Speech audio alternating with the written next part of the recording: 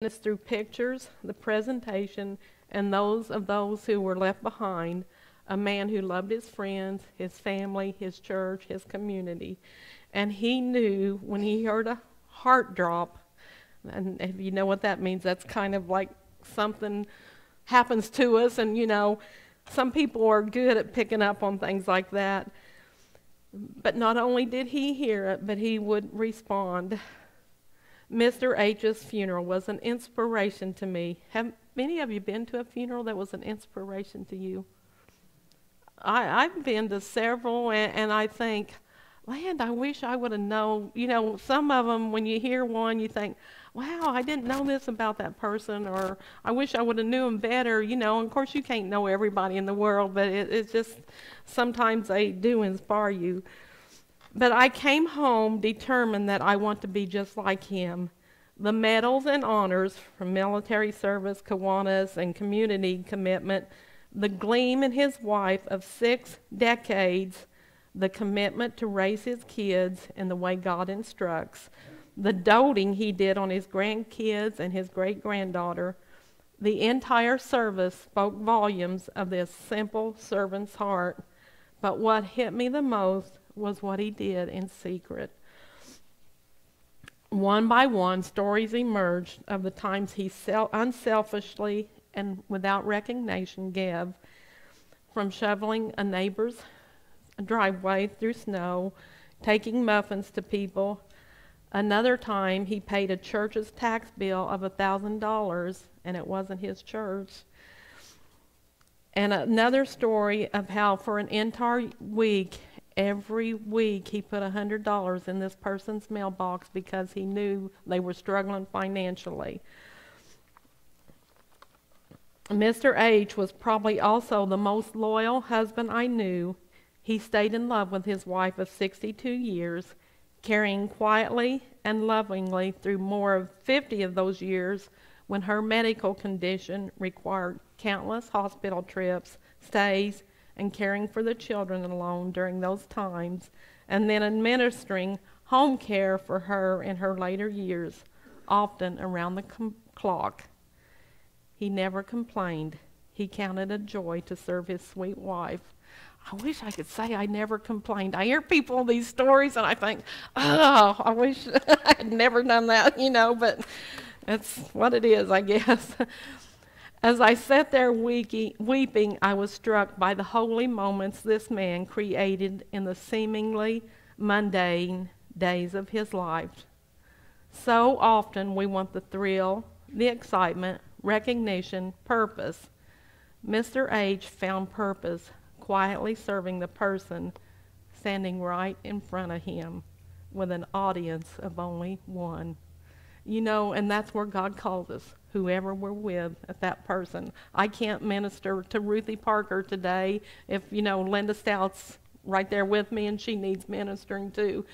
God doesn't call us to do the impossible, but whoever's there and has a need and we are knowing well about it, he expects us to do something. Through the nearly quarter century that I knew my friend's father, when I looked at him, I sort of saw him, but mostly I saw Jesus.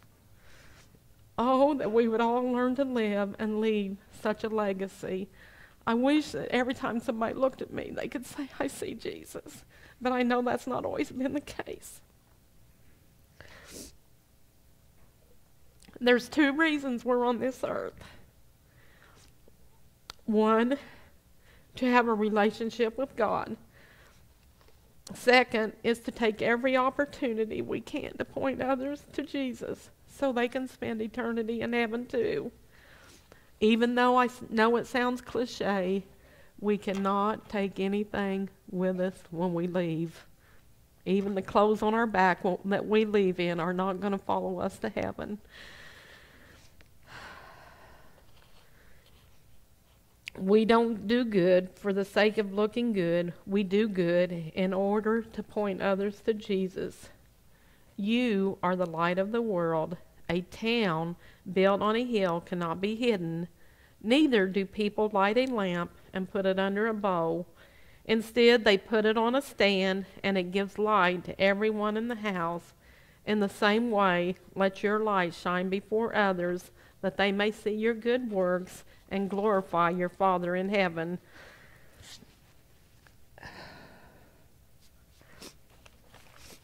Don't do good works to selfishly shout, "Look at me." Do them in order to humbly implore, "Will you look at him?" And we don't do good works. We know that good works will not earn us into heaven. It's the blood of Jesus Christ. It's a gift. But when we have that relationship with Jesus, he expects us to do good works. And if you read through the Bible, and so many times it says do good works, be kind, be patient, and so many other things toward other people. Forgiving, that's a big one. I was just looking through a lot of verses today, and it said forgiving other people, and boy, that's a hard thing to do sometimes when it's really directed personal at us, isn't it? I don't know that, I'm sure there's some people that are good at it, but are you ready to fight against our selfie, obsessed culture, to live alert and tune your ears to hear a heart drop? If you want to find your life, first you have to lose it. In order to bring joy to yourself, first you need to be concerned with bringing joy to others. If you want to feel significant, you need to embrace obscurity and instead make others feel significant. Only when we love and share, as Scripture commands us, can we live a life on purpose, embracing the reason God brought us in this earth on the first place. As we reach out not only to friends and family, but to strangers, to the lonely, to the less than lovely. It's pretty easy to be nice to somebody that's nice to us, but the true test of Christianity is not how we live in the easy times. It's how we live in those difficult times when, if your faith is not tested and proved, your Christian light's not going to be as bright. Do you guys understand what I'm saying? I think you guys all get it too. But as we reach out not only to friends and family, but to strangers, we will learn to mirror Christ and let his light shine so that he gets all the glory.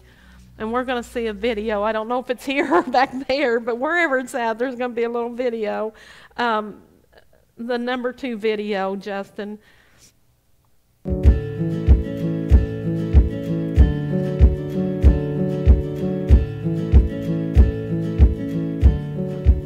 Our culture today is obsessed with self. We see it online every day. Can you say selfie? We post oodles of pictures, what we're eating, what we're buying. We're focused on our schedules, our relationships. At every turn, we seem to care about only one thing. What's in it for me? Because we are so saturated with self, it begins to feel normal, even expected, embraced. And as a result, the old-fashioned virtues seem to have completely disappeared. Holding doors open, giving a helping hand, saying no after you, not only with our words, but also with our actions. But in the midst of this near narcissism, people are less content than in decades past. Why? Because we have forgotten the joy that comes from putting others first.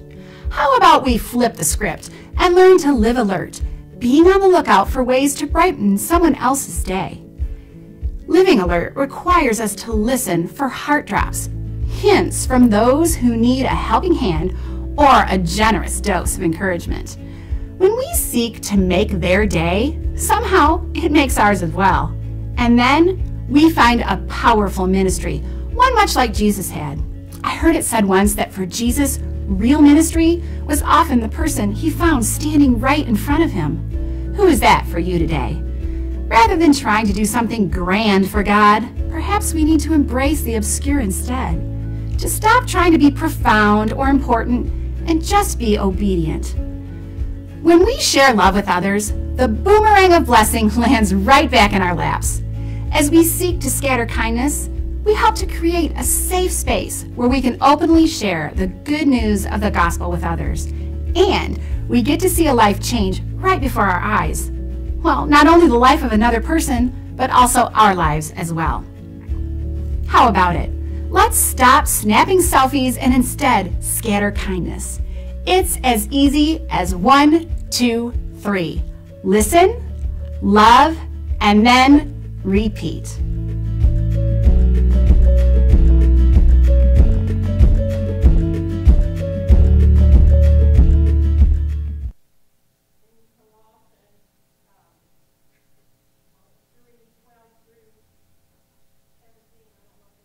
Get that, I'll give you a few minutes.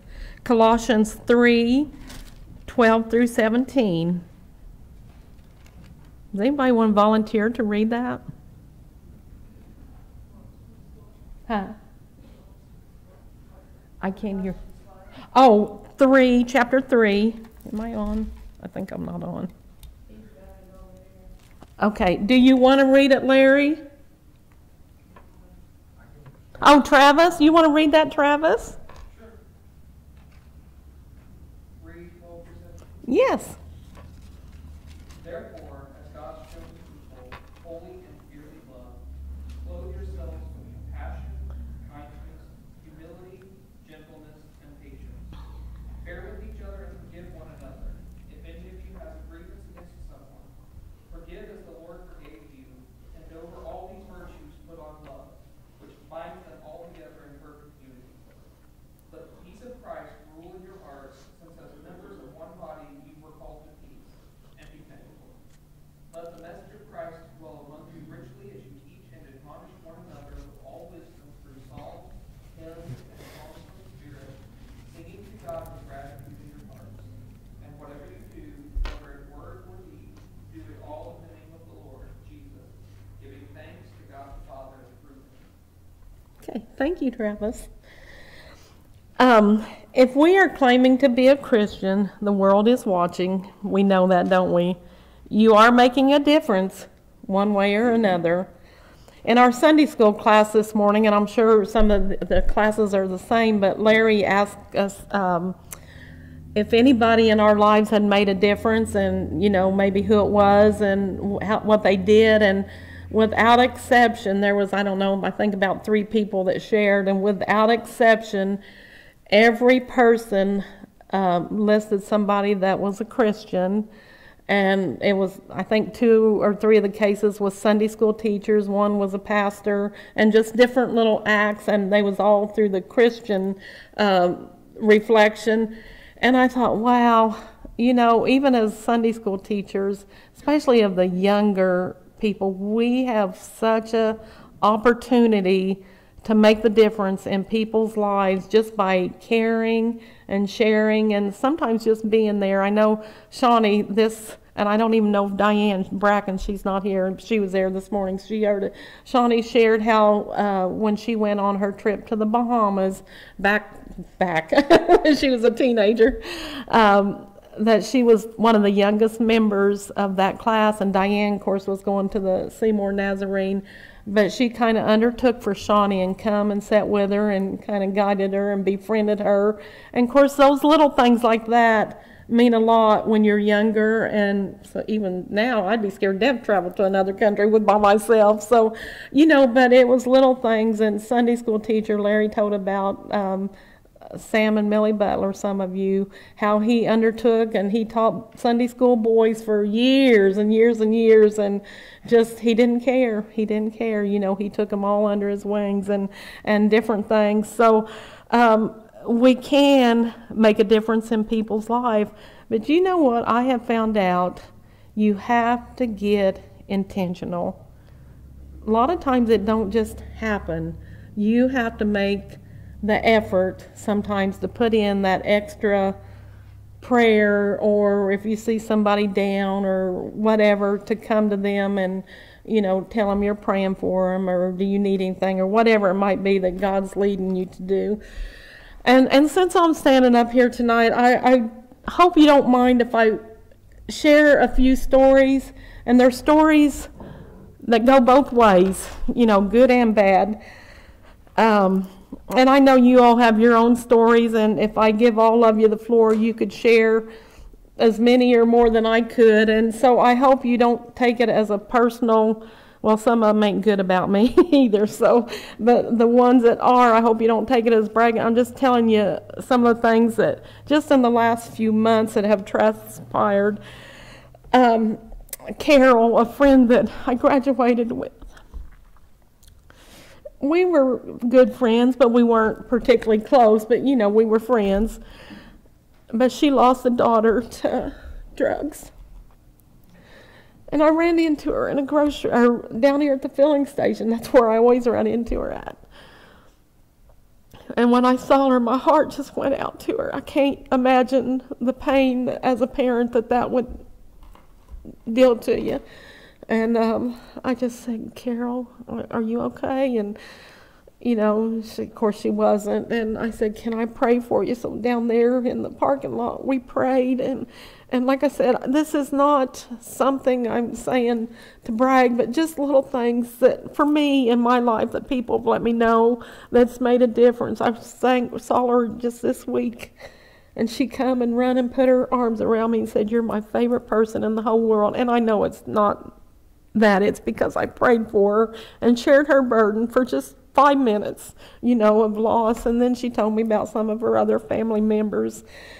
And then I wanted to tell you, pastors, anybody working with Sunday school people, that you're praying for and trying to reach out to, I can't think of the new couple, Barbara and Mike knows her name, that's been coming, that's got the little kids.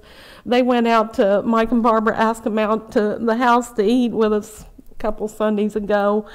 And I don't know, I've never asked this of anybody before, but for some reason it just was like, wonder why they come, here. And so I just asked her, I said, what was her name, Barbara? Tiffany? Chantel. I don't know why I can't remember that, but I said, Chantel, I said, what made you pick the Nazarene Church, here in Brownstown? And they live out past Valonia, and they got a Lutheran church that's just right beside them, and then the other Christian church down there. So she said it would be so much closer. But she was a student back in the day when Meredith Mosier, one of our youth pastors in the past, was here. And that was, Terry remembered her, and that was when, a lot of times they was going out and driving those vans all over the back roads of the county and places you wouldn't even believe existed and stuff. But she said, I came back then, and of course, back then we allowed our youth pastors to substitute at the schools, and of course when he was there, he was able to communicate with her and talk to her and stuff. And so I did call Meredith and let him know, and he said, oh, thank you so much for letting him know, because we all just need to be encouraged that something that we did made a difference. And he did say to tell anybody that still knew him hi, so I told him that I would tell you guys that. And then Jonah, as we had the baby this week, Sunday morning, I had made prearranged plans for Barbara. We had left Lanny and Jonah at home, and I had made plans for Barbara to pick Jonah up. And so I called him real quick before he left for Sunday school, and he said, I want to go to church. All he could say, he didn't say nothing about the baby. We said, you got a new sister. How am I going to get to church? Who's going to get me for church? When are you coming to get me? And Jonah, he's pretty dramatic. And I thought, wow, that speaks highly of his Sunday school teachers, Linda and Jane, how much time and love and care that they give and teach him, and he's always coming home and telling us the stories. And of course, I know most of the smaller children's Sunday school teachers give out little candies or gifts or eating things, Well, since they've done that, now he has started doing that. He has to take every Sunday, whether he's at my house or Brianna's, we have to get him goodies so he can take to Sunday school and share. So I know his Sunday school teachers are making an impact on his life, and that touched my heart. And then I want to tell you another one. I've got about 5 or 6 here, but do you guys remember when we had our Hope meeting and John Reckenbacher, the policeman, was here? We prayed for him. Those of you that were here, we prayed for him, and he was visibly touched. He was teary-eyed and stuff. And The other day, Brianna went through McDonald's, and I guess he was in front of her, and she was here that night, and he paid for her meal at McDonald's, and he said, tell that lady back there that I'm one of her, she's one of my parent drop-offs, because, you know, we take Jonah and stuff. But I just thought, wow, how cool, you know, that he would choose her, then she was here, you know, the night that they talked and stuff. And then I want to tell you some ways maybe that aren't quite so good.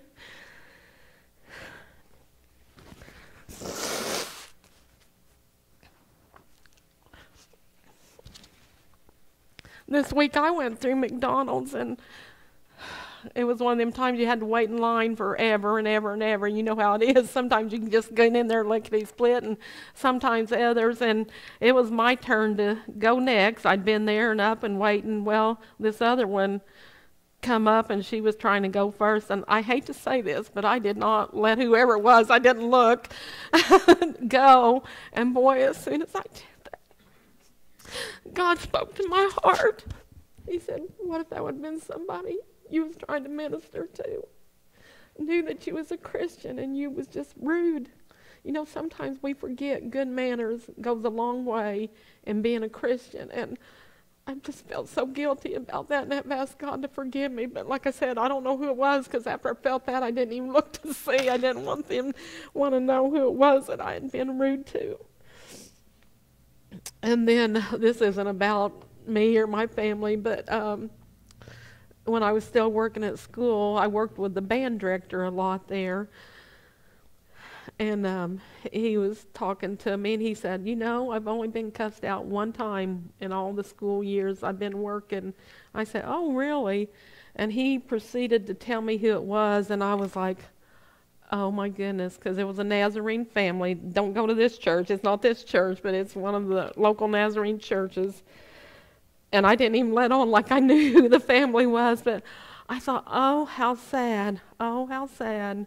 You know, because at the time they were on the church board and things, and I thought, oh, how not to point people to Christ, and just, you know, like I said, simple. We all get infuriated and aggravated at people, but we can still, you know, we got to remember that if we represent Christ, that's the only Christ some people are going to see. So, and then the last story I have to tell you. Would you bring that picture up, Justin?